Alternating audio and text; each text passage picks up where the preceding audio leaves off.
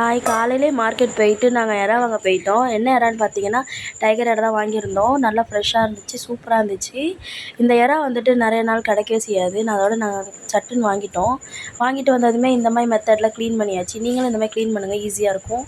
அதோட மஞ்சத்தூள் உப்புலாம் போட்டு நல்லா வாஷ் பண்ணியாச்சு. இன்றைக்கி என்ன செய்ய போகிறோம் பார்த்தீங்கன்னா, தேங்காய் பால் இறால் தொக்கு தான். இறால் கிரேவி தொக்குன்னு வச்சுக்கலாம். அதான் செய்ய போகிறேன். அதோடு என்ன பண்ணேன்னா, வெங்காயம் தக்காளி வெட்டி வச்சுக்கிட்டேன். இதை வீடியோவில் காட்டுறதுக்கு ரொம்ப லென்த்தாக போகிறனால எல்லாமே ரெடி பண்ணிக்கிட்டேன்.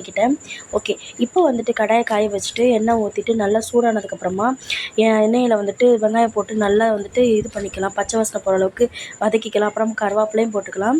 இஞ்சி பூண்டு பேஸ்ட்டு போட்டதுக்கப்புறமா மஞ்சத்தூள் போடணும். தக்காளி ஃபஸ்ட்டு போட்டுறக்கூடாது. நல்லா பச்சை வாசனை போனதுக்கப்புறமா வந்து பார்த்திங்கன்னா மஞ்சத்தூள் அப்புறம் மல்லித்தூள் போட்டு நல்லா வதக்கணும். அதுக்கப்புறம் தான் வந்துட்டு தக்காளி ஆட் பண்ணி நல்லா வதக்கிக்கணும். அப்புறமா ஃப்ரெஷ்ஷாக கழுவி வச்சுக்கிற இறாலையும் அதுக்குள்ளே சேர்த்து நல்லா ஒரு 10 நிமிஷம் வதக்கிக்கலாம். வதக்கி முடிச்சது இந்த மாதிரி கிரேவி மாதிரி வரும் பார்த்திங்களா, அப்போ வந்துட்டு கட்டியான தேங்காய் பால் அரைச்சி நான் ஃபில்ட்ரு பண்ணி வச்சுருக்கேன். அதையுமே ஆட் பண்ணிக்கலாம். நல்லா ஒரு கொதி வர அளவுக்கு நம்ம மூடி வச்சுக்கலாம்.